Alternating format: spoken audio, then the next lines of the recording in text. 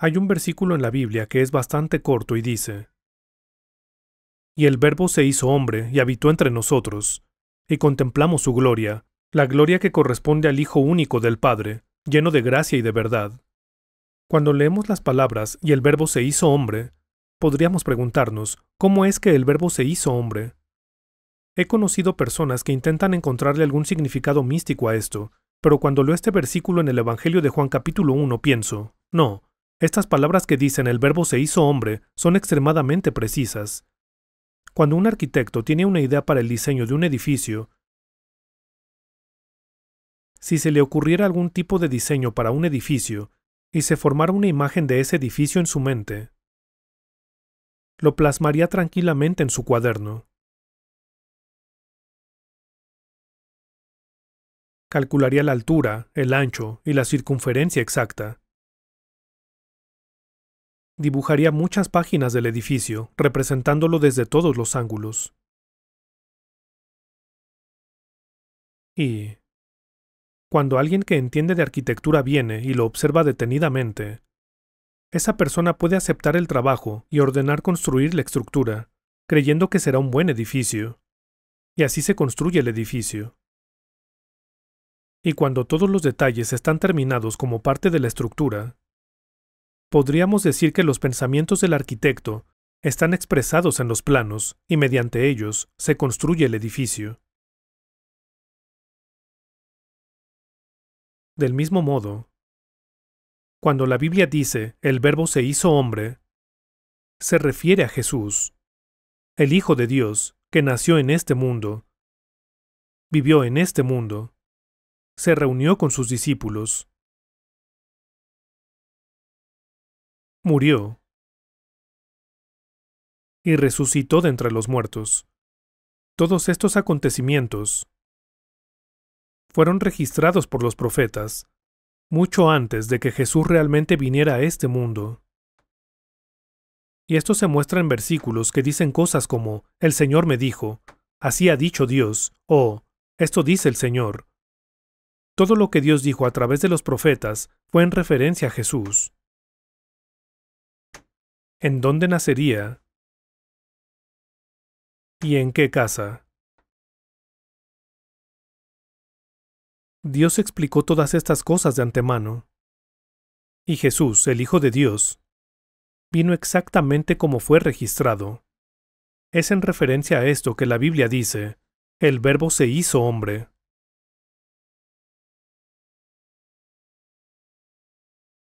Y cuando dice "el Verbo se hizo hombre", está diciendo que las palabras del Antiguo Testamento se cumplieron en Jesús, el Hijo de Dios. Originalmente, Jesús era Dios por naturaleza, pero abandonó su posición y vino a este mundo, tomando la naturaleza de siervo, y se hizo obediente hasta la muerte. Así lo dice la Biblia.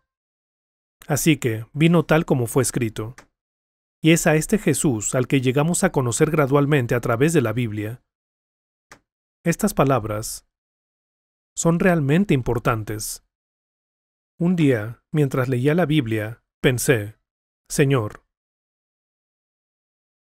si no nos hubieras dado tus palabras a través de los profetas, ¿cómo podríamos creer que tu Hijo es tu Hijo? Hay muchas religiones parecidas en este mundo, pero solo hay un Dios, y su palabra es única, y sus métodos son extremadamente precisos. Mientras leía esta Biblia, dentro de sus páginas,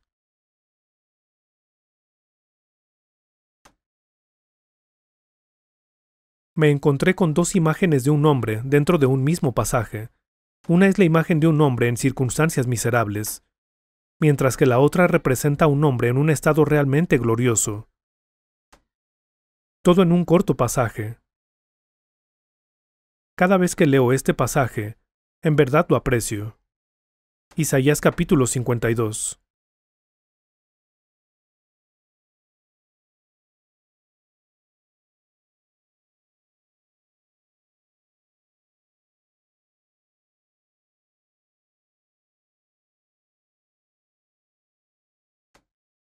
Si ya están en Isaías capítulo 52, leamos desde el versículo 13. Isaías capítulo 52, desde el versículo 13. Miren, mi siervo prosperará. Será exaltado, levantado y muy enaltecido. Muchos se asombraron de él, pues tenía desfigurado el semblante. Nada de humano tenía su aspecto. Del mismo modo, muchas naciones se asombrarán y en su presencia enmudecerán los reyes, porque verán lo que no se les ha anunciado y entenderán lo que no habían oído.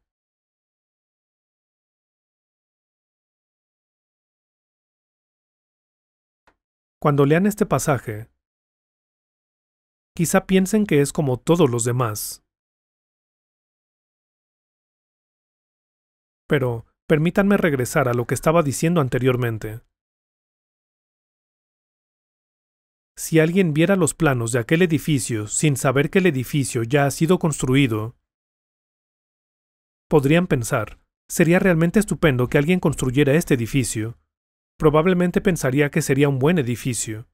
Del mismo modo, podríamos leer la Biblia y pensar, ¿y si existiera un hombre así? ¿Ha nacido alguna vez en este mundo un hombre así? ¿Ha existido alguna vez un hombre así?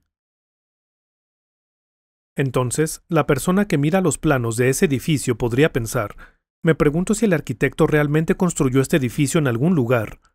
Me pregunto si en verdad se habrá construido.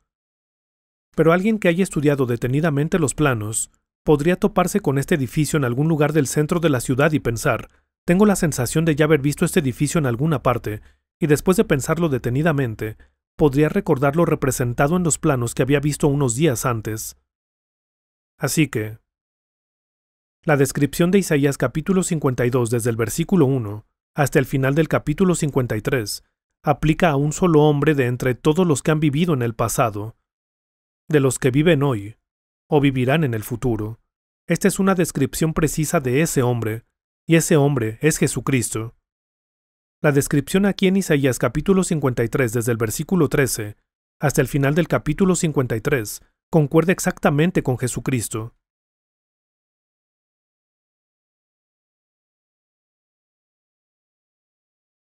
Coincide con él a la perfección. No hay otro hombre así en este mundo, ni siquiera entre los grandes. Solo Jesucristo, el Hijo de Dios, coincide con la descripción que aquí se hace. ¿Podría repetirse algo así en este mundo? No.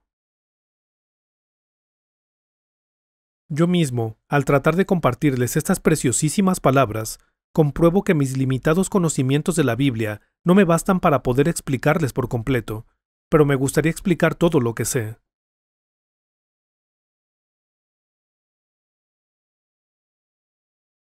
El profeta Isaías escribió, «Así me dijo el Señor». No dijo que se le hubieran ocurrido estas ideas mientras escribía. Escribió, «Así me dijo el Señor». En otras palabras, estaba registrando las palabras que Dios le había dicho. Miren, mi siervo prosperará. Dios envió a su siervo al mundo, y ese siervo prosperaría. Y será exaltado y levantado y muy enaltecido. Será levantado y muy enaltecido. Esto es lo que está diciendo, versículo 14. Muchos se asombraron de él, pues tenía desfigurado el semblante. Nada de humano tenía su aspecto. Pues tenía desfigurado el semblante, nada de humano tenía su aspecto. ¿Era algún tipo de bestia para que fuera estropeada su forma más allá de la semejanza humana? Incluso comparado con los dos bandidos, su forma fue estropeada más allá de la semejanza humana. Debido a que él era el Hijo de Dios, fue levantado y sufrió en la cruz. Pero los dos bandidos que estaban a su lado también habían sido crucificados. Sin embargo, estos bandidos no llevaron coronas de espinas. Jesucristo, el Hijo de Dios, a quien se refiere este pasaje, llevó una corona de espinas que le fue puesta sobre su cabeza. Todo su rostro estaba bañado en sangre, pues tenía desfigurado el semblante, nada de humano tenía su aspecto. Hace mucho tiempo, cuando Adán, el antepasado de la humanidad, pecó por primera vez, Dios le había dicho: «Maldito será el suelo por tu culpa, la tierra te producirá cardos y espinas». ¿Quién diría que esas espinas y cardos un día traspasarían el rostro de Jesucristo, el Hijo de Dios?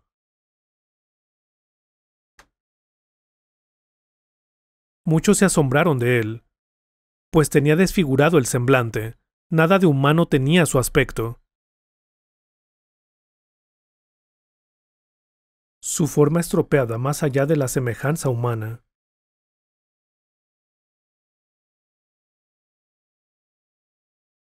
La gente se burlaba y decía: «Este hombre dice ser el Hijo de Dios. Si es verdad, ¿por qué no se baja de la cruz? Dice que puede salvar a los demás, pero ¿no puede salvarse a sí mismo?».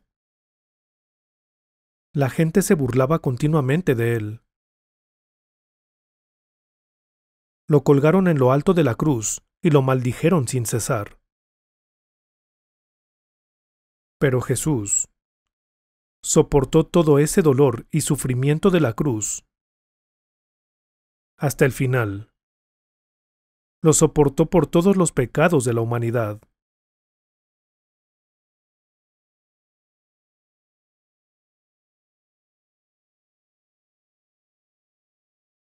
Del mismo modo, muchas naciones se asombrarán y en su presencia enmudecerán los reyes, porque verán lo que no se les había anunciado, y entenderán lo que no habían oído. Un día, cuando el Señor me llame a su presencia, cuando vuelva, todos los líderes de las naciones de este mundo enmudecerán en su presencia.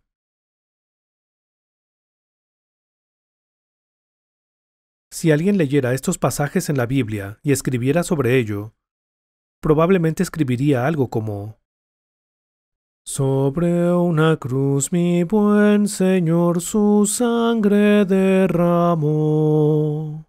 ¿Por qué el Rey de Reyes, Jesús, el Hijo de Dios, sufrió hasta el punto de que su forma fuera estropeada más allá de la semejanza humana?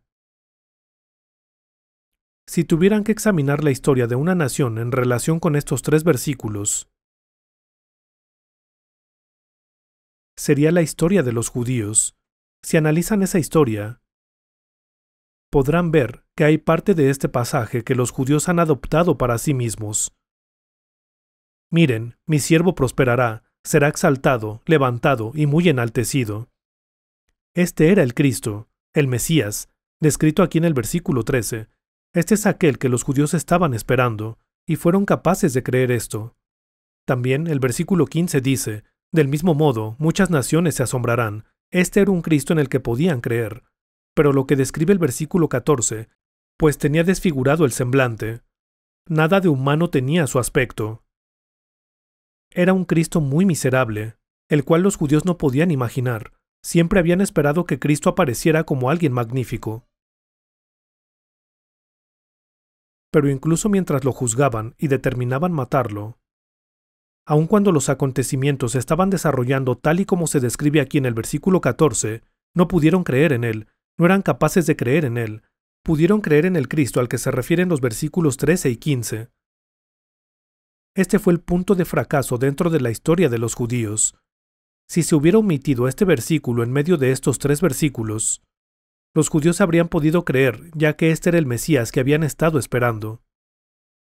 Estaban esperando al Mesías que un día vendría y los liberaría de su dolor y sufrimiento, salvándolos de las manos de naciones extranjeras y pisoteando a esas naciones extranjeras, y gobernando como rey.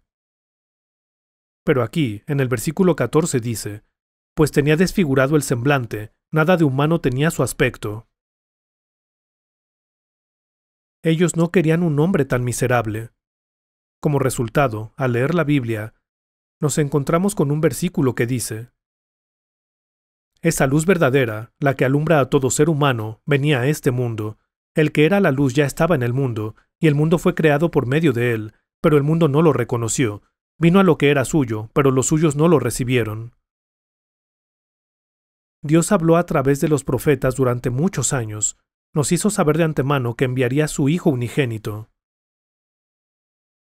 El camino fue preparado a través de esa nación en particular, Y entonces el Hijo vino, y ellos no lo recibieron. Lo trataron terriblemente. Así que hoy, aprovechemos esta oportunidad para estudiar detenidamente la Biblia y examinar el retrato que esta persona nos presenta allí. Y veamos si lo que dice la Biblia se parece realmente al Hijo de Dios. Parte de este pasaje aún no se ha cumplido. La parte que se ha cumplido es el versículo 14, pero los versículos 13 y 15 aún no se han cumplido. Cuando dice aquí, miren, mi siervo prosperará, será exaltado, levantado y muy enaltecido, está hablando de aquel que vendrá como el gobernante definitivo en la historia de la humanidad, y reinará para siempre como Rey de Reyes. Pero eso aún no ha sucedido. No se ha cumplido todavía. Pero Él vino, y sufrió, y murió. Vino a morir en nuestro lugar. Y así, el versículo 14 se cumplió. Jesús no vino simplemente a este mundo y luego se marchó. Si alguien leyera Isaías capítulo 52 desde el versículo 13 hasta el final del capítulo 53, podría decir, esto describe a una persona determinada, una persona que va a nacer, pero tal persona no aparecerá, e incluso si pensaban que tal hombre nunca nacería y nunca existió, la persona descrita en Isaías capítulo 53 es real, y es exactamente como se describe, es exactamente como se había escrito de él. Esto es más fácil de entender si leemos el capítulo 53. Tomemos un momento para leer desde el versículo 1. ¿Podría alguien leerlo en voz alta?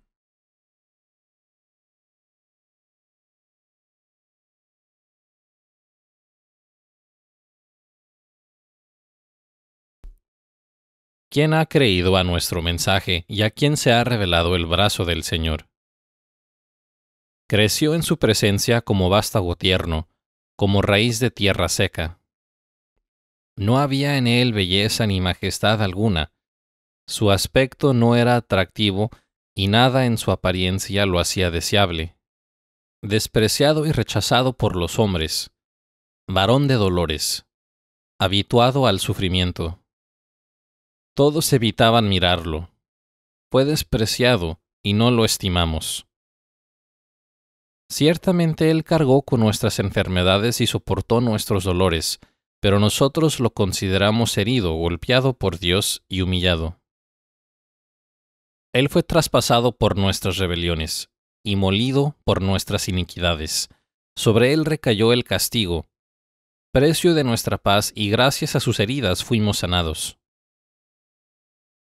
Todos andábamos perdidos, como ovejas.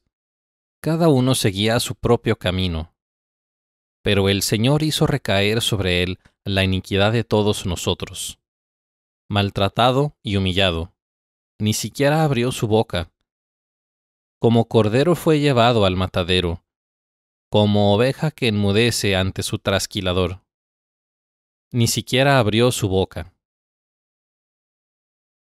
Después de aprenderlo y juzgarlo, le dieron muerte. Nadie se preocupó de su descendencia. Fue arrancado de la tierra de los vivientes y golpeado por la rebelión de mi pueblo.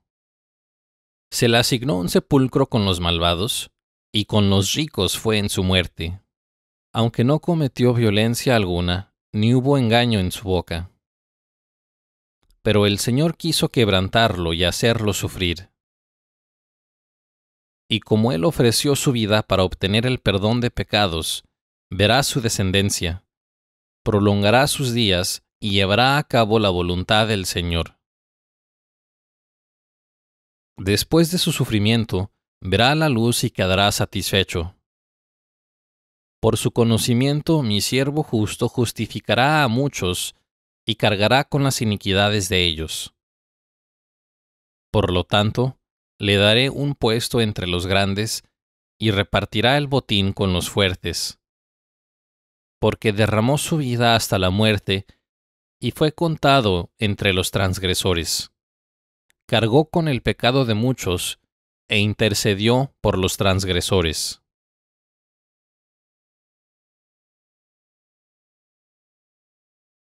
Si primero leen la vida de Jesús, tal como se presenta en los Evangelios de Mateo, Marcos, Lucas y Juan, y luego leen este pasaje, verán que su nombre nunca puede excluirse aquí. Se trata de Jesús.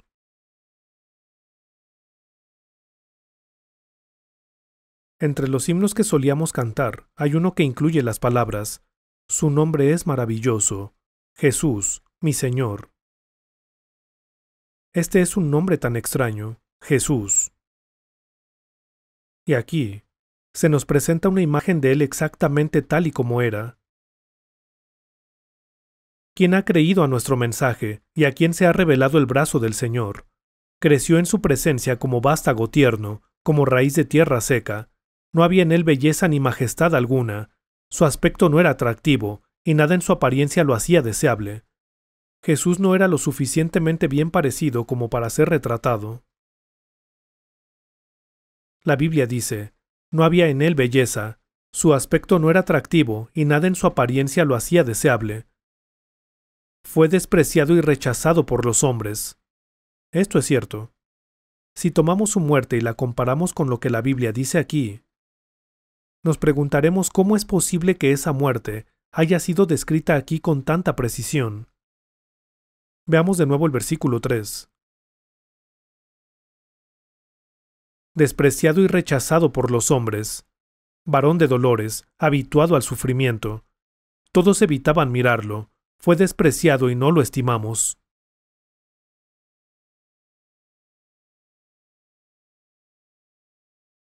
Le pusieron algo en la cabeza y luego lo golpearon.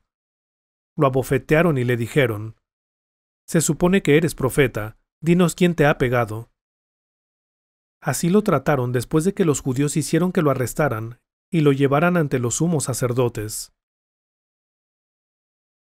Fue así dentro de la historia de los judíos, 1400 años antes de que Jesús sufriera y muriera, incluso antes de que la ley fuera dada a los israelitas a través de Moisés. Cuando los israelitas salieron de Egipto, cuando el faraón estaba decidido a no dejarlos ir, Dios les dijo que hicieran algo. Les dijo que sacrificaran un cordero, comieran su carne dentro de sus casas y pusieran su sangre en los dos postes y el dintel de sus casas. Después de eso, los judíos hicieron sacrificios a Dios de acuerdo con la ley. Para celebrar esa fiesta, muchos judíos que vivían dispersos por diversas naciones se reunieron en Jerusalén. Por eso, era inevitable que hubieran presenciado la escena de la muerte de Jesús. Cuando Jesús fue juzgado, la gente que le había cubierto la cabeza y golpeado también lo maldijo. La gente de aquel tiempo no lo reconoció. Ahora, observen el versículo 4. Ciertamente Él cargó con nuestras enfermedades y soportó nuestros dolores, pero nosotros lo consideramos herido, golpeado por Dios y humillado. La gente consideraba que estaba siendo castigado por Dios. Esto es lo que la gente de esa época pensó de Jesús. Esto fue escrito unos 750 u 800 años antes de que Jesús pasara por este sufrimiento. Fue escrito antes de que este incidente realmente ocurriera, y ahora el versículo 5. Él fue traspasado por nuestras rebeliones y molido por nuestras iniquidades. Sobre él recayó el castigo, precio de nuestra paz, y gracias a sus heridas fuimos sanados. Sufrió así por los pecados que hemos cometido. Los pecados que cometemos contra Dios, mientras vivimos en esta tierra. La Biblia dice que por eso sufrió así.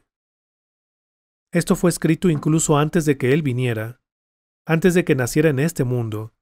Ahora versículo 6. Todos andábamos perdidos, como ovejas, cada uno seguía su propio camino, pero el Señor hizo recaer sobre él la iniquidad de todos nosotros. Cada uno seguía su propio camino, vivíamos como nos placía. El Señor hizo recaer sobre él la iniquidad de todos nosotros.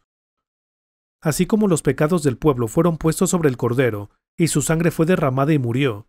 La Biblia nos dice que el Hijo de Dios también sufrió de esta manera. Así que sufrió como dice aquí, pues tenía desfigurado el semblante, nada de humano tenía su aspecto. Sufrió de esta manera.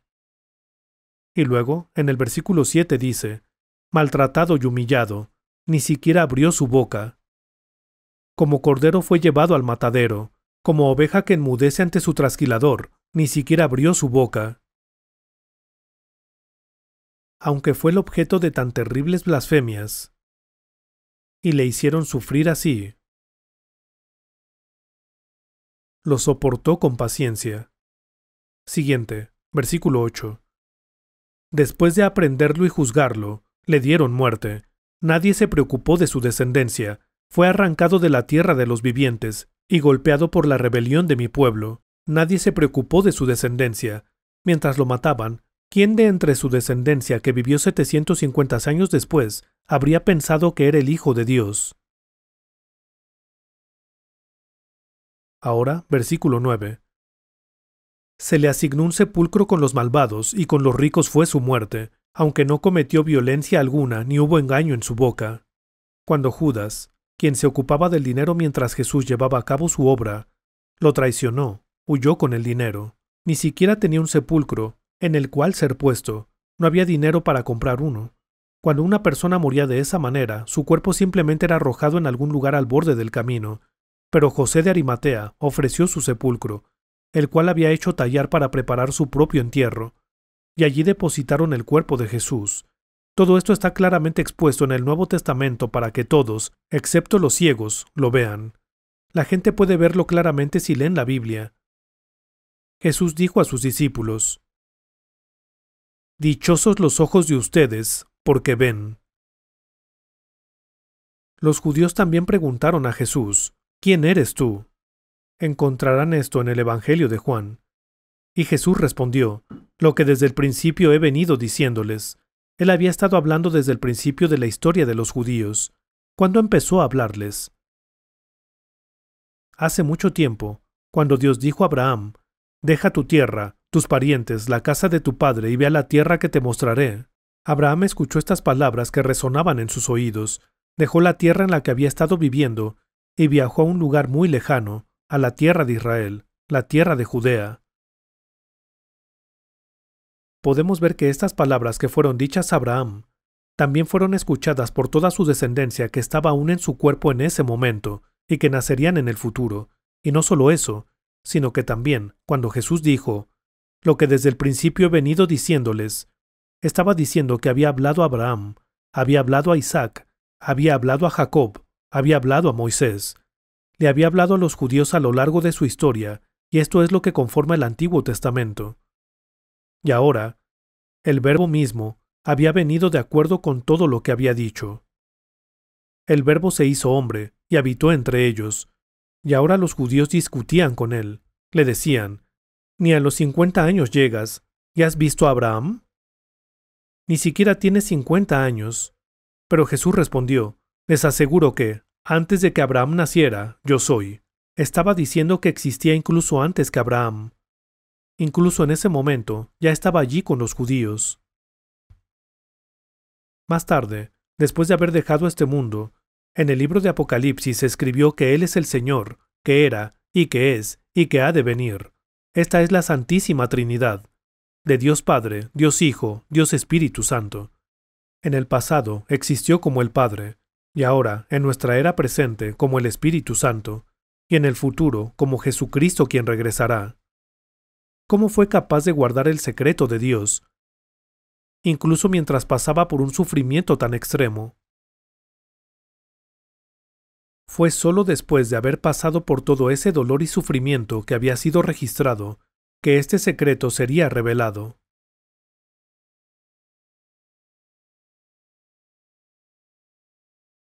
Jesús dijo, «Si la semilla de trigo no cae en tierra y muere, se queda solo, pero si muere, produce mucho fruto».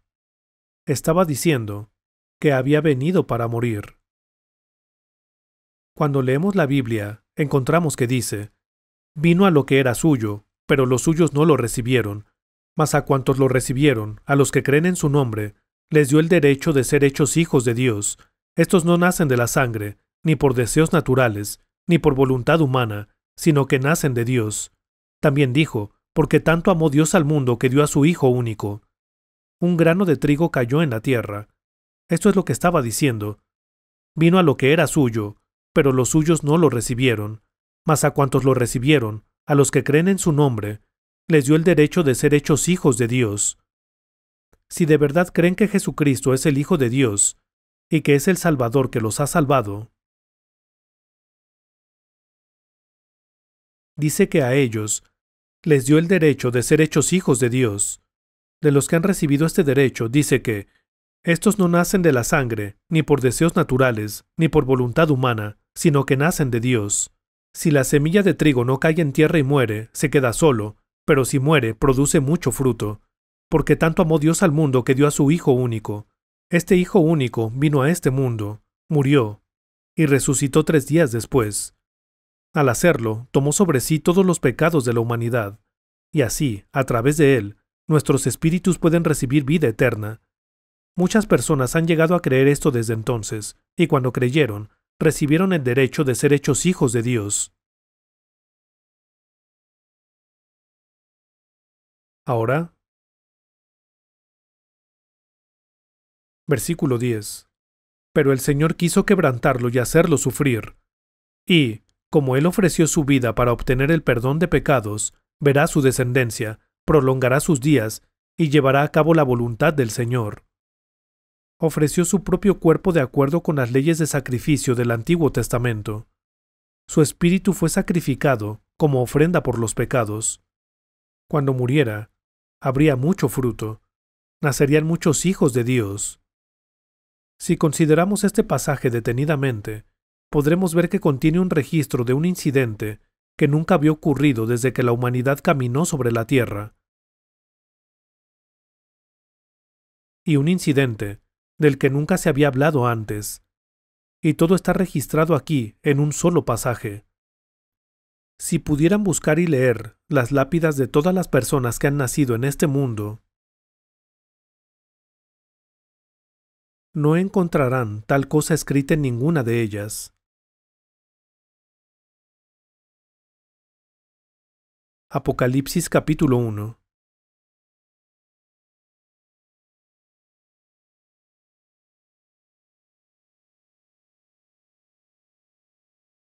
Apocalipsis capítulo 1 versículo 18. Capítulo 1 versículo 18. Leámoslo juntos. Yo soy el que vive. Estuve muerto, pero ahora vivo por los siglos de los siglos y tengo las llaves de la muerte y sus dominios. Si observan aquí, dice, vivo por los siglos de los siglos. Y estuve muerto. Estas son palabras que ningún héroe en este mundo podría decir, y que no han sido escritas en ninguna lápida. No hay una sola persona que pudiera decir esto. Jesús es el único que podría decir esto. Cuando dice, estuve muerto, significa que ahora está vivo.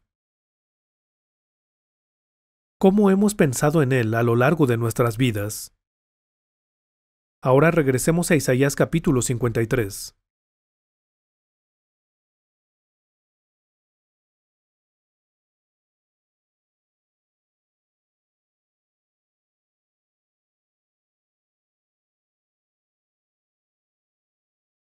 Versículo 12.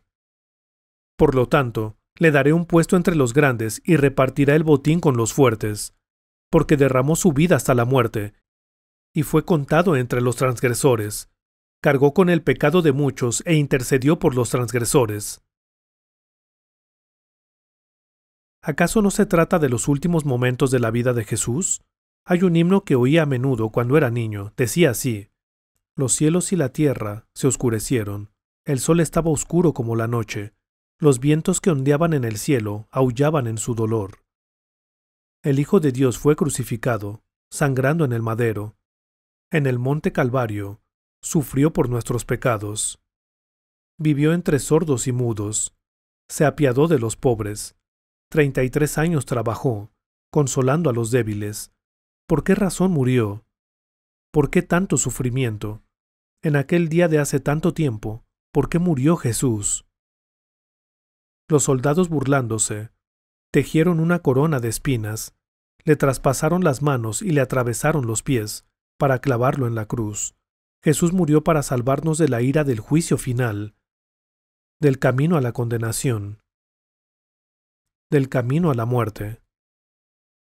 Los soldados, en su ignorancia, lo trataron con desprecio, lo torturaron sin remordimiento y lo colgaron en la cruz. Burlándose de él y maldiciéndole, crucificaron al Señor. Luego se repartieron su ropa, echando suertes.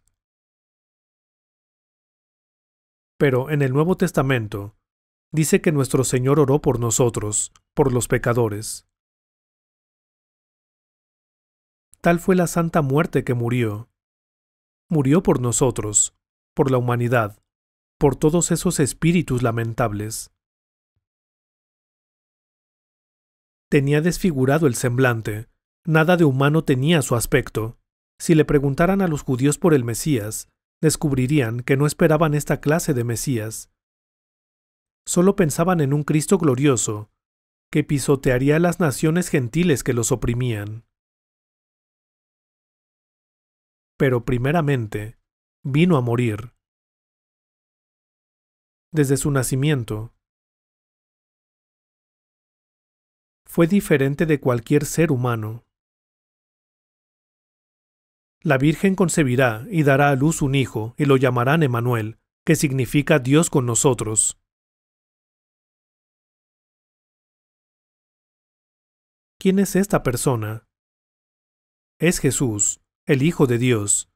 Lo dice en Isaías capítulo 7, versículo 14. Pero antes de que naciera Jesús, aproximadamente un año antes, cierto joven estaba muy preocupado porque su amada prometida estaba embarazada.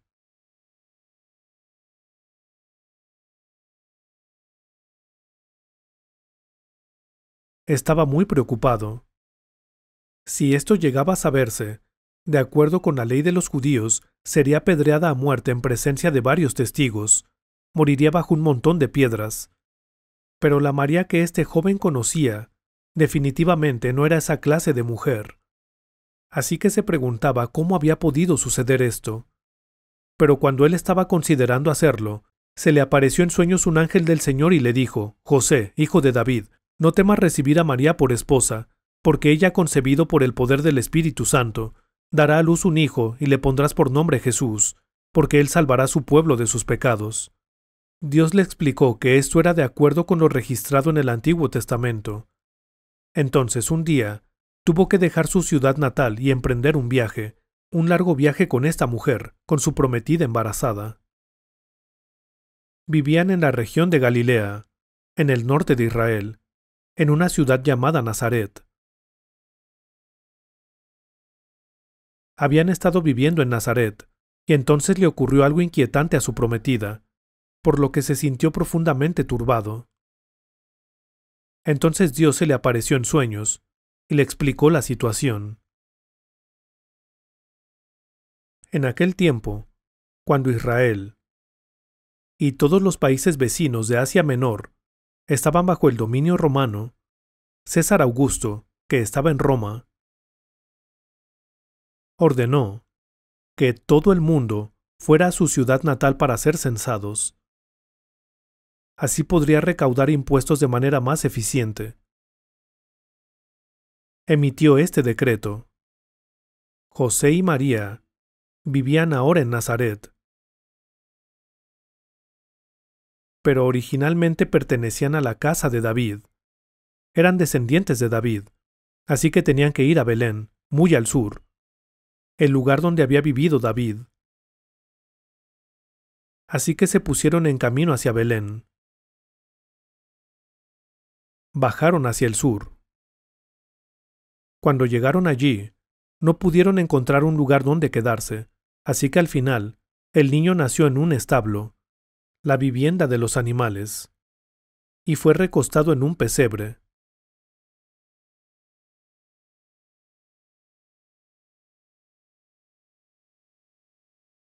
dejó atrás toda su gloria y vino a la tierra. Y no nació en un lugar apto para el hombre, sino en un establo.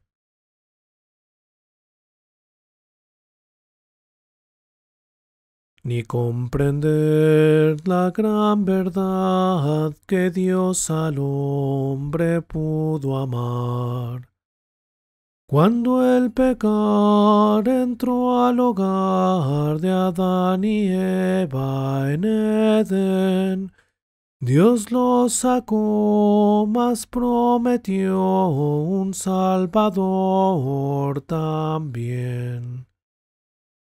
Oh amor de Dios brotando estás, inmensurable, eternal. El Hijo de Dios vino de muy arriba, más allá de las estrellas en su incontable número, y vino en el cuerpo humano. Este era el Hijo de Dios.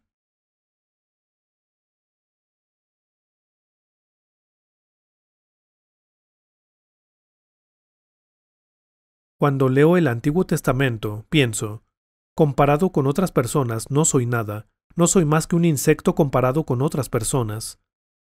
Pero, ¿conoces el nombre del Creador? ¿Conoces el nombre de su Hijo? La Biblia hace esta pregunta. ¿Conoces el nombre del Hijo de Dios? Vino a este mundo. Nació en un lugar para animales en Belén, en la tierra de Judea.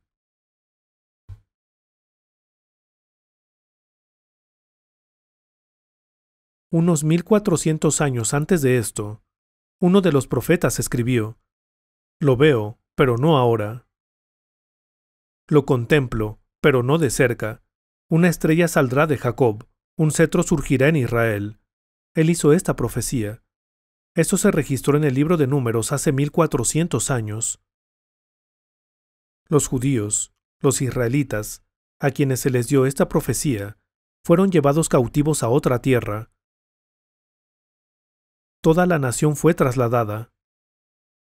Israel en el norte fue destruido, y Judá en el sur fue destruido. Quedaron bajo el control de una nación extranjera. A los ojos de otras naciones, estas eran personas con sus propias leyendas. Pero también sabían que esta nación decía que la palabra de Dios les había sido revelada a través de ciertos profetas.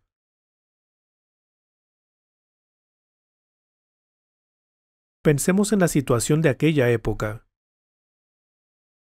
Era la época de Abraham, la época de la antigua Babilonia. Estaba Abraham, y luego Isaac, y Jacob. En ese tiempo, al sur, estaba el reino de Egipto, el reino gobernado por los descendientes de los faraones. Más tarde, los israelitas salieron de Egipto, escaparon, y en ese tiempo, la nación vecina de Asiria era una nación de gente verdaderamente despiadada, así que estaba el imperio asirio. Cuando el imperio asirio cayó, el imperio babilónico subió al poder. Y luego, cuando el imperio babilónico cayó, el imperio persa dominó. Y cuando el imperio persa cayó, los griegos subieron al poder. Luego, finalmente, cuando el imperio griego cayó, el imperio romano subió al poder. Y no fue mucho después de que esto sucediera que Jesús nació. Mientras tanto, esta nación se había aferrado a la palabra de Dios. Pero antes de que la palabra de Dios, de que el Antiguo Testamento fuera completado, hubo una profecía que permaneció como una leyenda con los israelitas que fueron llevados cautivos a Babilonia. Sin embargo, curiosamente, cuando Jesús nació, cuando nació en Belén, unos extranjeros llegaron a Jerusalén. La Biblia dice que eran magos u hombres sabios de Oriente? ¿Dónde está el que ha nacido rey de los judíos? Esto es lo que preguntaron. En aquel tiempo, el hombre que gobernaba a los judíos era descendiente de Esaú. Mucho más de 1400 años antes, unos 1700 años antes, vivió Abraham, que era el antepasado de los judíos, y Esaú era nieto de Abraham. Abraham fue el padre de Isaac, e Isaac fue el padre de Jacob. Jacob era gemelo, y su hermano mayor era Esaú. Los descendientes de ese hombre, Esaú, los descendientes de Edom, abandonaron la palabra de Dios y no se acercaron a ella. El rey Herodes era uno de esos descendientes, y tenía su base en Jerusalén, y gobernaba sobre los judíos. Ahora bien, este hombre recibió una noticia que le hizo dar un vuelco al corazón. ¿Dónde está el que ha nacido rey de los judíos? Estas fueron palabras que deben haber conmocionado su casa y su poder soberano. La Biblia dice que cuando estos sabios preguntaron, ¿dónde está el que ha nacido rey de los judíos?, Herodes se turbó y toda Jerusalén con él. Entonces Herodes convocó a los escribas, a los encargados de copiar las escrituras cuando las páginas se gastaban. Los llamó a ellos y a los demás líderes religiosos de los judíos y les preguntó, ¿dónde está el que ha nacido rey de los judíos? Los sabios del Oriente habían venido en busca de un rey basándose en una leyenda que habían oído. Dijeron que habían visto su estrella cuando salió y habían venido a buscarlo. Unos 1400 años antes, se había registrado una profecía que decía, una estrella saldrá de Jacob, un cetro surgirá en Israel. Los sabios del Oriente habían visto esta estrella y habían venido en busca del rey, pero cuando preguntaron ¿dónde está el que ha nacido rey de los judíos?, como Herodes gobernaba sobre los judíos, comprendió lo que había en la mente de los judíos. Así que convocó a los líderes religiosos de los judíos y les preguntó dónde nacería el Cristo. Los sabios habían preguntado, ¿dónde está el que ha nacido rey de los judíos? Pero Herodes interpretó estas palabras a su manera, entendiendo que querían decir dónde había nacido el Cristo, así que recurrieron a las escrituras del Antiguo Testamento. Buscaron la profecía hecha por el profeta Miqueas. Pero tú, Belén Efrata, pequeña entre los clanes de Judá, de ti saldrá el que gobernará Israel. Sus orígenes son de un pasado distante, desde tiempos antiguos. Este era el que había sido prometido desde el principio. Señalaron que nacería en Belén, en tierra de Judá.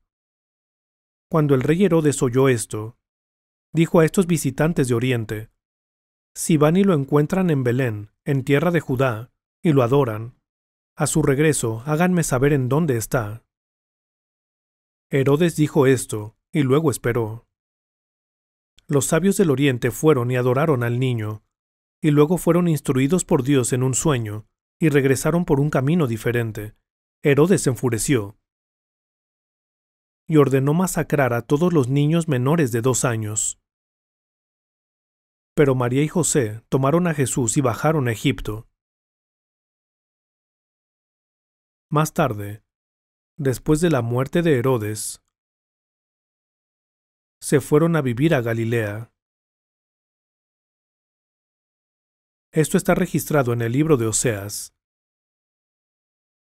Dice, de Egipto llamé a mi hijo. Vino y vivió en Galilea. Si leemos los pasajes sobre Galilea registrados por uno de los profetas de Israel, encontraremos algo especialmente significativo en Isaías capítulo 9. Vayamos todos a Isaías capítulo 9.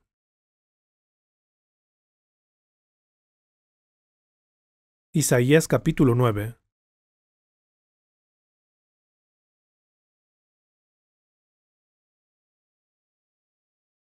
Isaías capítulo 9. Leamos los versículos 6 y 7. Porque nos ha nacido un niño, se nos ha concedido un hijo, la soberanía reposará sobre sus hombros y se le darán estos nombres: Consejero admirable, Dios fuerte, Padre eterno, Príncipe de paz. Se extenderán su soberanía y su paz y no tendrán fin. Gobernará sobre el trono de David y sobre su reino, para establecerlo y sostenerlo con justicia y rectitud desde ahora y para siempre. Esto lo llevará a cabo el celo del Señor de los ejércitos. Dios lo hará realidad. Porque nos ha nacido un niño. Significa que nos ha sido dado, significa que vino. Pero este Hijo, que llegó a esta tierra, desde mucho más allá de las estrellas más altas, fue concebido en el vientre de María, una mujer que vivía en Galilea. Pero si hubiera nacido en Galilea, Miqueas capítulo 5 estaría equivocado, y toda la Biblia también. Pero el Cristo, el Hijo de Dios, que fue concedido al mundo, fue concebido en María, en Galilea. Y María bajó hasta la región sur de Israel para ser inscrita. Y allí, en la tierra de Judá, dio a luz al niño. De este modo, los acontecimientos encajaban exactamente con las profecías del Antiguo Testamento. No solo eso, sino que Jesús también comenzó a evangelizar en Galilea. Uno de los profetas también escribió al respecto. El pueblo que andaba en la oscuridad ha visto una gran luz. Leamos sobre esta gran luz en el capítulo 9, versículos 1 y 2. A pesar de todo, no habrá más penumbra para la que estuvo angustiada. En el pasado Dios humilló a la tierra de Zabulón y a la tierra de Neftalí, pero en el futuro honrará a Galilea de los gentiles, desde el camino del mar, al otro lado del Jordán. El pueblo que andaba en la oscuridad ha visto una gran luz. Sobre los que vivían en tierra de sombra de muerte una luz ha resplandecido. Esta luz, esa luz verdadera, la que alumbra a todo ser humano, venía a este mundo. Fue allí donde apareció el Hijo de Dios. La gente pensaba que solo era el hijo de un carpintero ordinario. Pensaban que era hijo de un carpintero, pero era el Hijo de Dios. En el versículo 6 dice, porque nos ha nacido un niño, se nos ha concedido un hijo. La soberanía reposará sobre sus hombros y se le darán estos nombres: Consejero admirable, Dios fuerte, Padre eterno, Príncipe de paz. Si lo examinan cuidadosamente, encontrarán que es el Dios fuerte. Dios vino a esta tierra en el cuerpo de un hombre. Nació en el mundo del hombre. Este Dios también dice que es el Príncipe de paz. Ahora, versículo 7. Se extenderán su soberanía y su paz y no tendrán fin. Gobernará sobre el trono de David y sobre su reino, para establecerlo y sostenerlo con justicia y rectitud desde ahora y para siempre. Hay algo que es malentendido por algunos cristianos que han vivido en esta tierra, y algunos que viven en esta tierra hoy en día. Jesús murió y resucitó después de 3 días, y luego ascendió al cielo. Algunos creyentes piensan que, si mueren, simplemente irán a ese lugar. Pero no es así. Jesús dijo, cuando me vaya, les prepararé un lugar y luego vendré y los llevaré allí. Esta es una promesa de que algún día Jesús regresará a este mundo. Él regresará como el gobernante del mundo. De Dios el reino dominará en toda la humanidad. Una historia tenemos preciosa que a las gentes bendecirá. Este plan que Dios ha establecido se cumplirá. Por eso el Hijo de Dios fue prometido a los israelitas. Fue registrado de esta manera. Y vino. La Biblia nos permite creer en Él y recibir la vida. Esa nación, la nación a la que vino, lo clavó en la cruz y lo mató. Vino a lo que era suyo, pero los suyos no le recibieron. Debido a esto, surgió una oportunidad para que las personas de todas las otras naciones aceptaran esta verdad, personas que no son judíos. Se nos ha dado esta oportunidad. En realidad, todos somos gentiles a los ojos de los judíos. Este hombre tan valioso fue prometido a este mundo. Vino a esta tierra, pero fue despreciado. Los judíos no lo aceptaron. Como resultado, la palabra de Dios fue anunciada a los gentiles. Si observan el proceso por el cual esto ha sucedido, encontramos que Jesús murió y luego resucitó de entre los muertos. Y se les apareció a los discípulos durante 40 días. Se apareció ante ellos, y durante 40 días les explicó todo a los discípulos. Les estuvo enseñando sobre el reino de Dios. En aquel tiempo, los discípulos le hicieron una pregunta.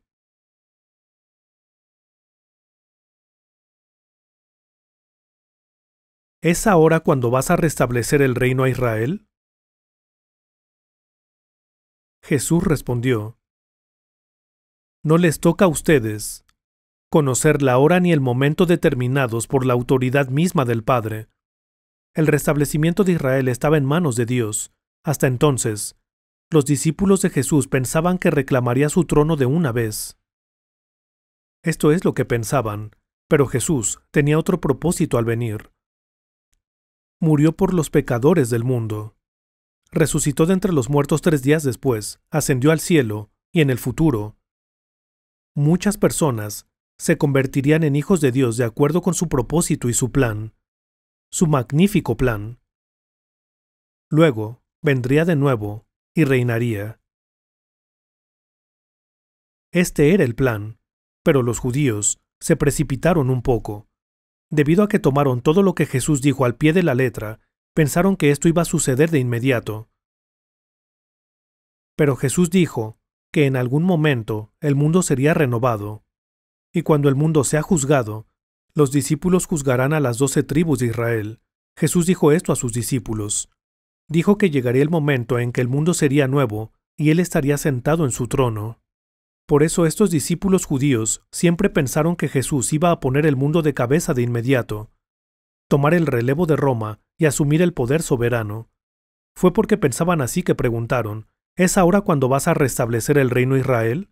Jesús no dijo que su pensamiento era erróneo o que esto no iba a suceder. Simplemente dijo que esto estaba determinado por la autoridad misma de Dios Padre. Lo dice en Hechos capítulo 1. Pero cuando venga el Espíritu Santo sobre ustedes, recibirán poder y serán mis testigos tanto en Jerusalén como en toda Judea y Samaria, hasta en los confines de la tierra.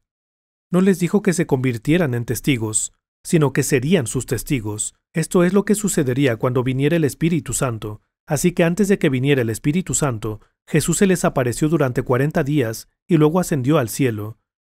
Dice que 500 personas fueron testigos de este hecho. En 1 de Corintios capítulo 15, dice que lo vieron más de 500 personas, la mayoría de las cuales vive todavía. Así que Jesús resucitó de entre los muertos y se apareció a los discípulos durante 40 días, y luego, no mucho después de ascender al cielo, se completó el periodo de 50 días, y entonces el Espíritu Santo descendió sobre los discípulos mientras estaban reunidos. Si pensamos en esto, cuando los judíos de antaño, los israelitas, ofrecían sacrificios a Dios según las leyes de Moisés, mataban un cordero y derramaban su sangre. Pero cuando llevaban a cabo esta ceremonia, construían un altar, y también se les pedía que guardaran la fiesta de las semanas, 7 sábados. Guardaron cuidadosamente el sábado durante 7 semanas. 7 veces 7 son 49, y el día siguiente, el día 50, era el día de Pentecostés. El Espíritu Santo vino en el tiempo de esta fiesta. Esto ha sido guardado por los judíos como una sombra. Jesús murió y luego resucitó de entre los muertos 3 días después. Luego enseñó a los discípulos durante 40 días y luego ascendió al cielo, y 10 días después, en el día 50, el Espíritu Santo vino por primera vez a esta tierra por el bien de toda la humanidad. Esto marcó el comienzo de la Iglesia. A partir de ese momento, se hicieron los preparativos para difundir el Evangelio por todo el mundo. Este era el plan y el secreto de Dios. Durante los últimos 2000 años, Muchas personas han llegado a conocer y creer este Evangelio, y han vivido sus vidas aferrándose a esta bendita esperanza hasta el día de su muerte.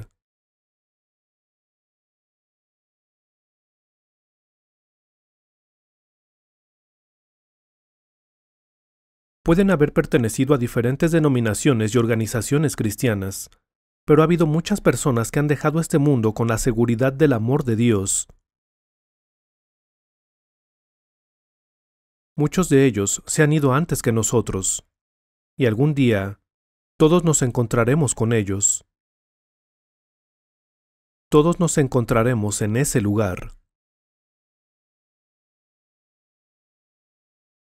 Tristeza no hay en aquella ciudad. Por los años, en la eternidad. Por los años, en la eternidad. Mientras se desarrolla esa eternidad sin fin, los santos que se han adelantado y los que aún no se han ido, vivirán todos juntos. Allí, en la Nueva Jerusalén. Hemos nacido dentro de este santo plan de Dios, y allí iremos.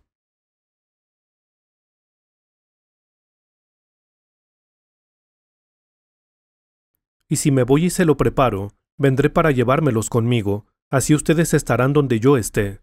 Jesús ha hecho esta promesa. Si pensamos en estas palabras, y consideramos los programas educativos de este mundo, las ideologías, las religiones, o los escritos sagrados pertenecientes a esas religiones, ¿dónde se puede encontrar otro programa tan completo y asombroso como la Biblia?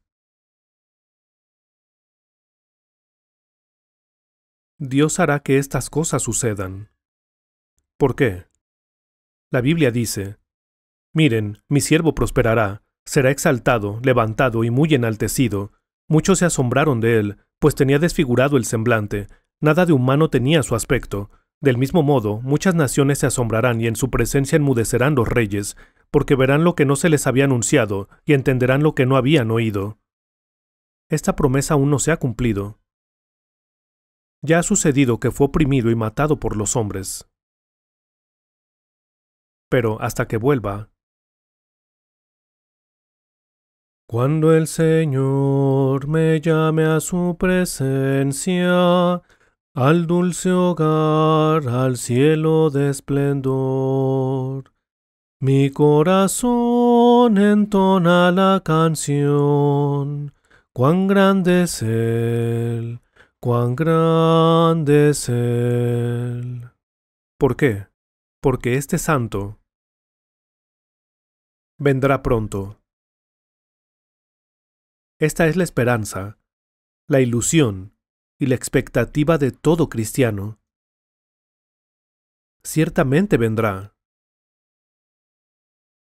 Debido a esto, toda la humanidad se ha dividido en tres grupos. Está toda la humanidad nacida como descendientes de Adán. Luego, están los judíos que han nacido como descendientes de Abraham. A través de estos descendientes de Abraham, pueden ser referidos como los judíos o los israelitas. A través de la palabra de Dios que les fue prometida, y con el fin de enseñar a la gente de este mundo, Dios dio el Antiguo y el Nuevo Testamento. Nos dio estas dos promesas o testamentos. Y a través de estos testamentos, a todos se nos da la oportunidad de conocer al Eterno.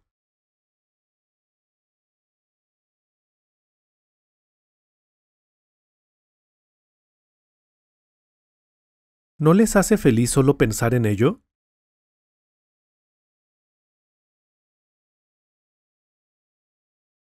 Es asombroso. Alguien escribió un himno que incluye las líneas: En ti, Jesús, dulce es pensar, a mi alma trae solaz, En ti cuán dulce es descansar y contemplar tu faz. Así es realmente. No sería exagerado decir que cada uno de nosotros nació en este mundo para encontrarse con Él, todos nosotros.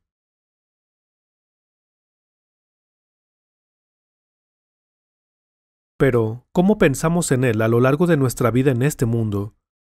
Todos nos preparamos para encontrarnos con Él mientras vivimos. Todos nosotros, al igual que toda la naturaleza mira al sol. Toda persona viva busca esta única luz verdadera. Si tomamos el sol como una sombra de esa luz, ¿qué hay de la luz fundamental? En el principio ya existía el Verbo, y el Verbo estaba con Dios, y el Verbo era Dios. El que era la luz ya estaba en el mundo, y el mundo fue creado por medio de él, pero el mundo no lo reconoció. Esta luz, esta santa luz, a los apóstoles se les confió el Evangelio, y se esforzaron en proclamarlo.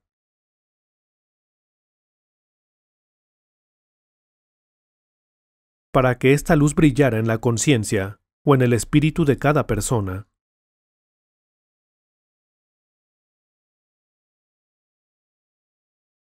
Pasaron sus vidas haciendo esto hasta el día de su muerte. Mientras proclamaban esta luz, tuvieron que luchar con muchos oponentes que trataron de bloquearla. El apóstol Pablo registró algo en el Nuevo Testamento que ningún filósofo del mundo puede discutir. Veamos esto en 2 de Corintios, en el Nuevo Testamento. 2 de Corintios, capítulo 4.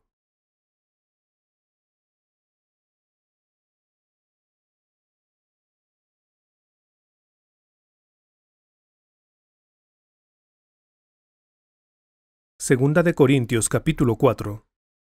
¿Podría leerlo para nosotros, por favor? Del versículo 1 al 6. Por esto, ya que por la misericordia de Dios tenemos este ministerio, no nos desanimamos. Más bien, hemos renunciado a todo lo vergonzoso que se hace a escondidas.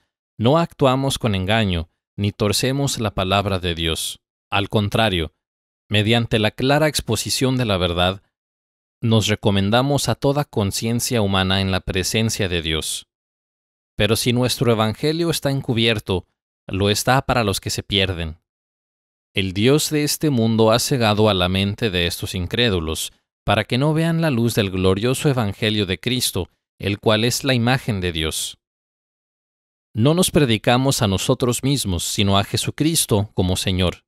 Nosotros no somos más que servidores de ustedes por causa de Jesús, porque Dios, que dijo que la luz resplandezca en las tinieblas, hizo brillar su luz en nuestro corazón para que conociéramos la gloria de Dios que resplandece en el rostro de Jesucristo. Sí. Alguien escribió un himno sobre esto, y también nosotros lo disfrutamos. Ahora hay una luz en el valle de la muerte para mí, cuando Él vino a mi corazón. Este es un gran himno. Nuestros corazones que una vez estuvieron en la oscuridad y frustrados, fueron iluminados por esta luz. Hay luz en mi alma hoy.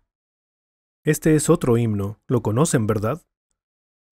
Ahora hay una luz en el valle de la muerte para mí, cuando Él vino a mi corazón. Este himno lo expresa todo muy bien. Esta luz. Porque Dios, que dijo, que la luz resplandezca en las tinieblas, hizo brillar su luz en nuestro corazón para que conociéramos la gloria de Dios que resplandece en el rostro de Jesucristo. Los apóstoles vivieron para proclamar esta verdad. No nos predicamos a nosotros mismos, sino a Jesucristo como Señor. Nosotros no somos más que servidores de ustedes por causa de Jesús. No traficaban con la palabra de Dios como muchos. Lo hacían puramente para revelar la palabra de Dios, la verdad. De esta manera, la palabra de Dios brilla como la luz en los espíritus oscurecidos de los hombres. ¿Cómo brillaba la luz? Cuando Jesús estaba en este mundo, había un hombre que le gritaba. Los discípulos trataron de callarlo, pero este hombre no se detuvo. Gritó: Jesús, hijo de David. Y le pidió a Jesús que le diera la vista si esa era su voluntad. Jesús curó a este ciego.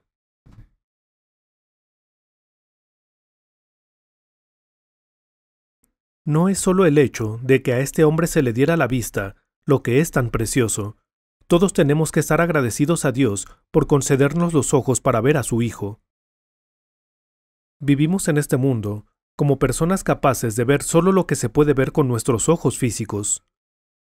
Pero cuando usamos nuestros limitados ojos físicos para leer las santas palabras de Dios registradas en la Biblia, podemos descubrir al Hijo de Dios. Es algo tan afortunado y glorioso, que solo nos queda darle las gracias una vez más.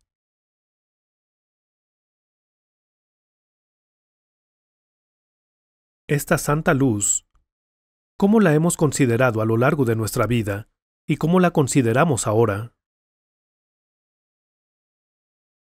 Yo lo veo así.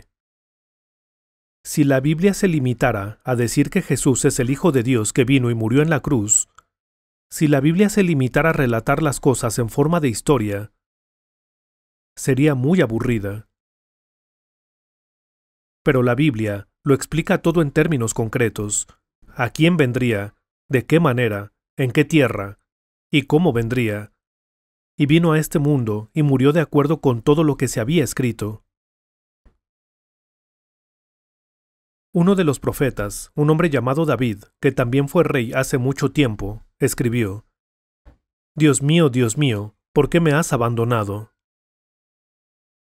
Como perros me han rodeado, me ha cercado una banda de malvados, me han traspasado las manos y los pies. Para calmar mi sed me dieron vinagre.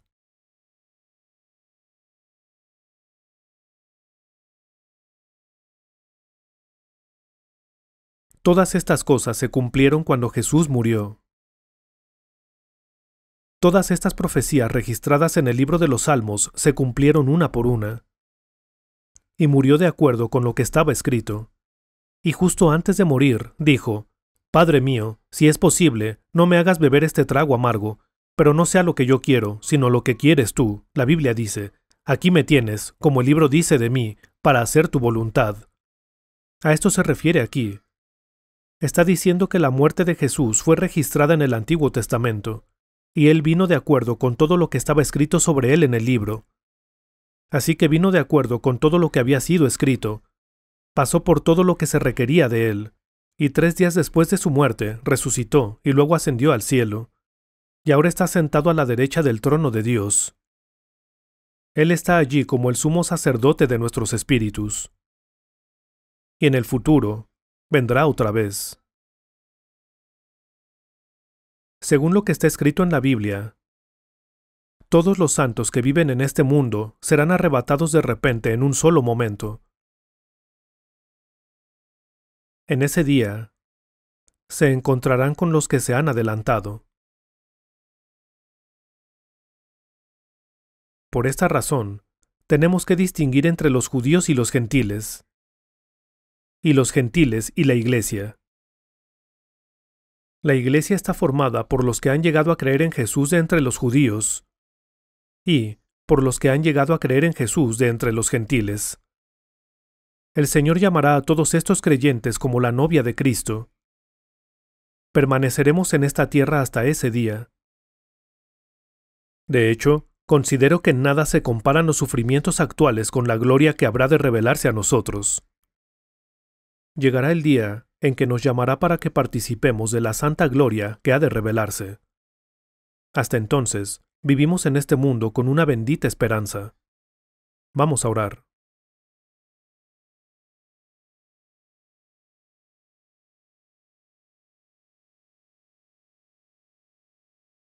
Señor Santo, realmente te damos las gracias. Nuestros ojos espirituales estaban oscurecidos y no podíamos ver, tu santa palabra. Nuestros ojos se encontraban cerrados, pero nos has concedido tu Espíritu Santo y nos has permitido conocer tu tremendo amor y leer y entender tus palabras. Y por esto te agradecemos sinceramente.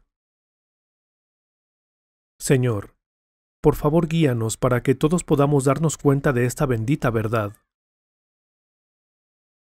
y que ninguno de nosotros se pierda o quede rezagado a tu llamado.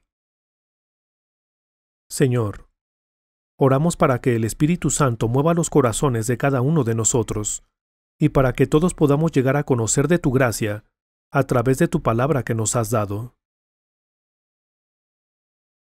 Dejamos el resto de nuestro tiempo en tus manos, mientras oramos en el nombre de Jesús. Amén.